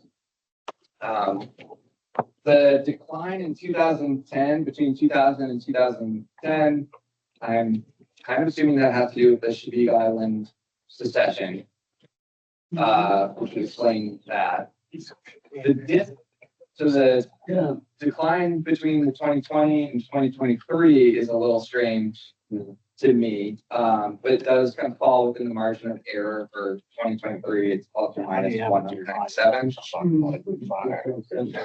Yeah, it's a little, I mean, I don't think you guys have demolished housing since 2000. Seems to me looking familiar with the, like, the data that were closer to the 2023. There's two errors. Okay. I don't know. So maybe if there's it's a lot really- of 20. There's a margin of error in that one. Lost 40 now. Yeah. it's a little- 2,000. So overall, when you look at it from the decades, it's about 500 homes per decade, and that kind of tracks with 1,000 residents per decade as well. So, it's actually not these kind of calculations. I do think that the local data could help inform the housing figures here in the comp plan. Kind of clarify the trends, and then also this is 2023, so maybe next year, the 2024 data, we'll have a number that seems a little bit more consistent. But that's the number we have. And then again, just so housing in Cumberland, compared to neighboring communities. So Cumberland's housing stock grew by 12.4%, 345 units, between 2013 and 23. Again, the 2023 count may undercount the units, not sure exactly. When you compare like the communities that grew similarly is like Freeport and Falmouth. Freeport at 453 units, Falmouth was 500. And then Yarmouth declined between 2013 and 23, which is interesting. So I think those kind of curious about Is that. that just a reflection of the fact that Yarmouth is built out? It could be, yeah. Yeah. Yeah, I'm kind of curious to check. I mean, there's no space. They have, So it's really just. Yeah. Yeah. Communities that have stability, you know, if you look at the state of Maine, 3.4%, then I think you're a lot better able to do long range planning. You know, when you talk about a 12%, you know, and you look at Scarborough, some of these other communities that are experiencing tremendous growth, it's long range planning is very difficult. Does that the unit affect like an apartment? So if you build a 120 unit apartment complex, then that's 120 housing units. Yeah, this is total units. This fits to your point about Yarmouth built out. It feels like that's the future for Cumberland. If our town plan remains some semblance of what it is today. It feels like we're gonna reach that point in a decade or so where we just kind of level. And that, you know, the housing stock, it's just kind of, it is where it is. And it's stat. Yeah, and that with the well-defined and laid out rural areas. Right. Which I think we have. That's a real safeguard for us, I think. Yes. That and, you know, exit off the turnpike or 295. Great. I've always believed that. Yes. Right. Okay, so some other housing characteristics, so housing types, so. On the left here, single family, town, row houses, and then 2 units down to 50 or more units, and then mobile homes. 83% of homes in Cumberland are single family. When you look at how that compares to Cumberland County, Maine, Cumberland County is 64%, Maine at 70%, so much higher rate of single family homes in Cumberland, followed by town and row houses. And then in terms of housing size, on the left is no bedroom, 1 bedroom, 2 or 3 bedroom, and then 4 or more bedrooms. The blue is Cumberland, orange is Cumberland County, gray is Maine. You can see the 44%. So Cumberland has quite a bit more homes that are 4 or more bedrooms than county state average. A lot of kids. Affect all the building. A lot of rooms in the whole park. Okay, so All my buildings, a couple common, data points here, so, in terms of owners versus, renters, the vast majority of residents in Cumberland are owners.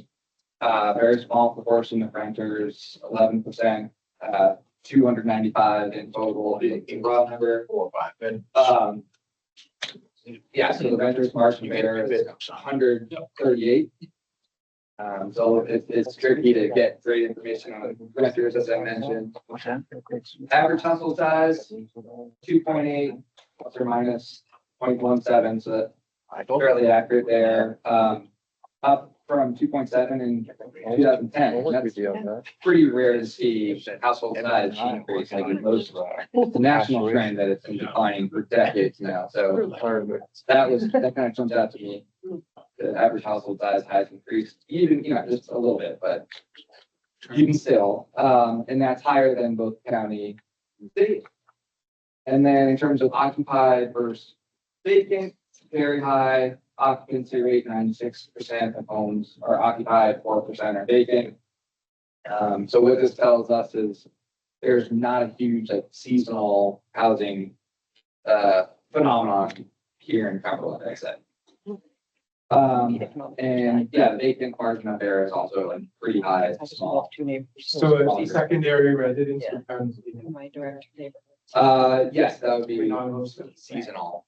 Yeah, so within vacant, there's like how, the reasons for why it's vacant and seasonal is one of them. Seasonal or occasional uses. Amazing. And then there's people other political uses like it's vacant for sale, vacant for rent, vacant for repairs. That's about. Yeah.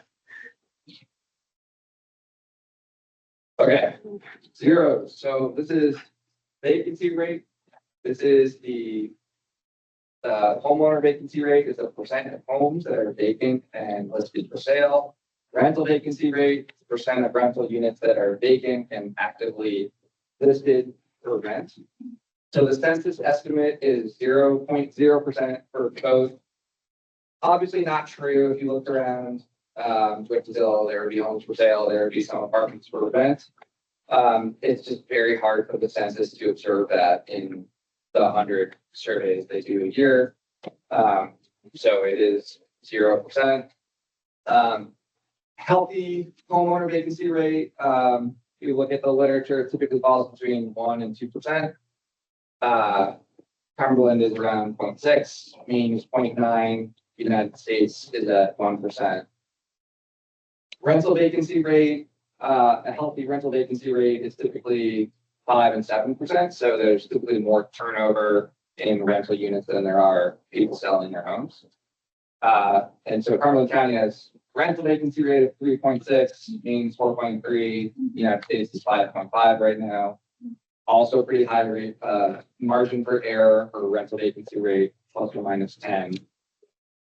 That said, if you go back and look at the previous, 2022, 2021, 2020, the previous ACS estimates, they're all 0. So it's pretty consistent 0. So I think it's probably not realistic that it would be 10%. I think it's probably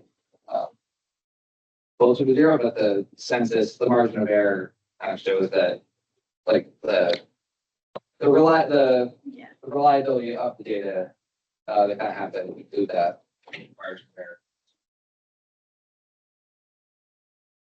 Any questions on vacancy rate?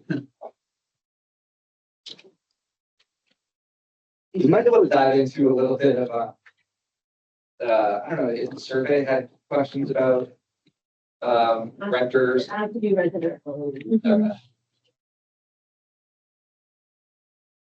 Yeah, we might go. I wonder if there's a way that we can reach renters through the engagement or maybe find some other data points.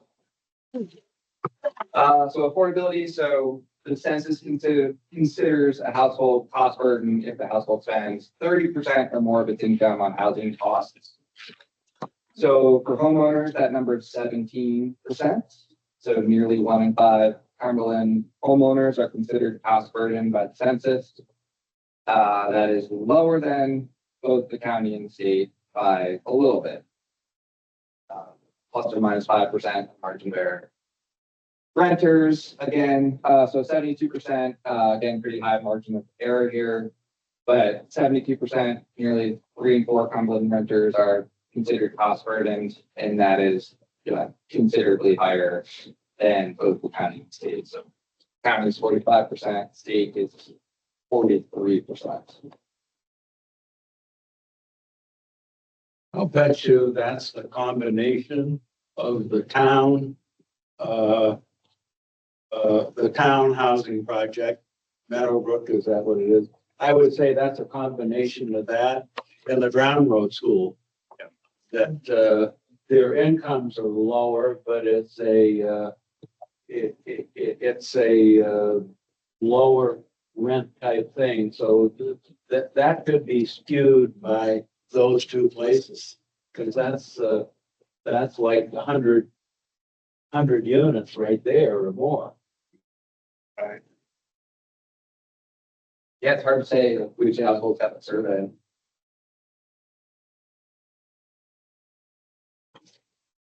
Okay, so the next one is also looking at affordability. So this is just looking at homeowners. One way to look at affordability is to track the median home price over time alongside the median income over time, called the affordability gap or owner affordability gap. Basically what people earn versus what housing costs. Source for this data is not census, it's Maine Housing. And they actually pay for the data through a service called, or a company called Floridas. So it's a little different. But you'll see the median income is a little different than what the census figure is. But you can see since 2000, home prices have nearly quadrupled, 220,000 to 825,000. And median incomes have increased, but not kept the same pace as the median home prices. And yeah, median home prices, I think that's 2020, 2023, 22, 21, 20. So 2020, kind of a pretty sharp uptick there. And then there's quite a big data set that Maine Housing provides. Another data point there is that in 2023, 5 out of the 99 homes sold in Cumberland were considered affordable to people earning median income.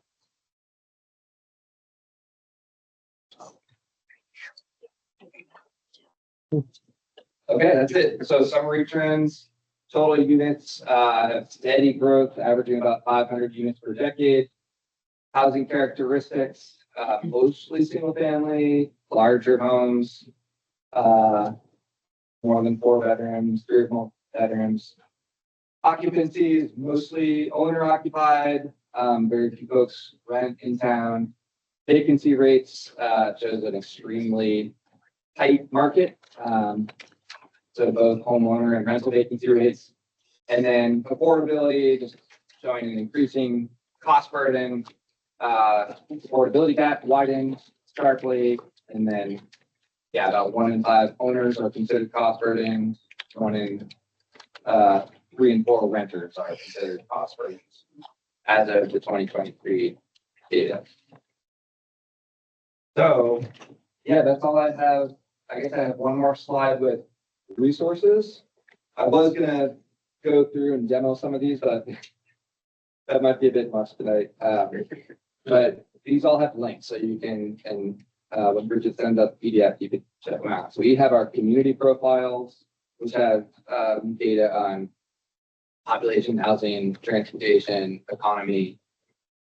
The housing, we have our own housing data dashboard that shows housing growth, including permits since 2020 for all the communities in the region, so 2020 through 2024. And there's the state of Maine housing data portal, I think was next. Sorry, I was just seeing if these links worked. Oh, yeah. They should. Yep. these are uploaded in our agenda, on our page, so those links work, so you should be able to get in there and digest everything. Yeah, it's a lot. Yeah, and the census itself, if you click, if you go to census and type in Cumberland and then there's a button that says view profile, they have a community profile that's pretty engaging, I think. They do have a housing unit change viewer that they're developing. I did look at that for Cumberland. The only problem is it's done in census tract, so it doesn't do it by town. And the eastern census tract for Cumberland also includes Shadid. So that might have been a bust. And then the main housing affordability index is a really great resource to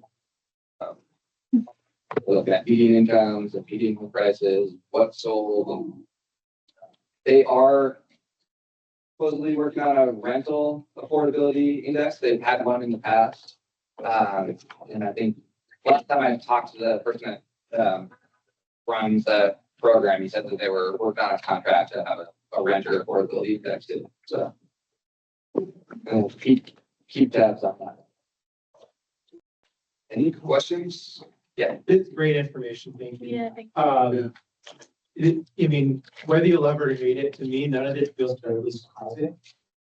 And it also feels kind of consistent with regional trends.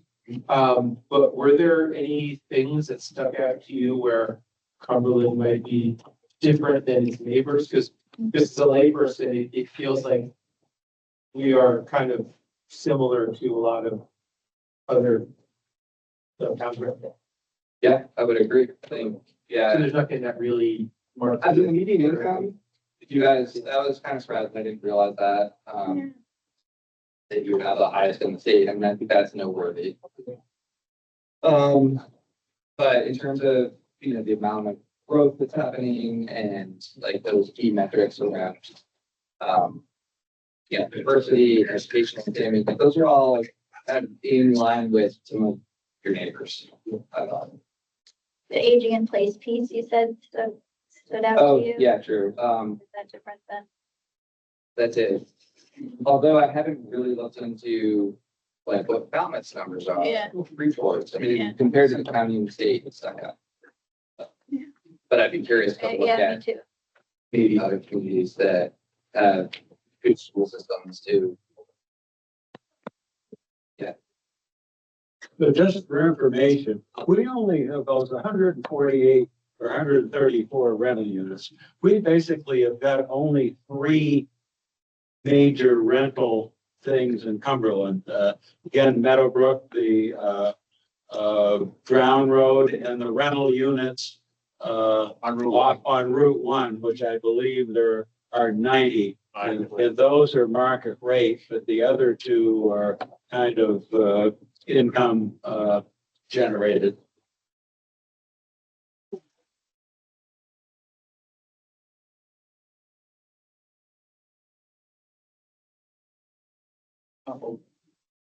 Thank you. Great. Thank you. I think we'll, you know, this is gonna evolve as we start putting chapters together, like we'll draft a population demographics chapter. And then we can start looking at what's in there and you can always add more stuff, take stuff away. So this is just really high level, like get to know what the trends are tonight. Keep working on it. Excellent. Great, thanks. I like it. Thank you. Please clap for Greg. Yeah, clap for Greg. Yeah, come on. Just hanging out. That was very smart. It's all related. Very interesting. And also, I mean, as like a guy who's turning 30 with a daughter who's still renting an apartment, it's interesting to hear about housing. So You did the animals, I did the humans.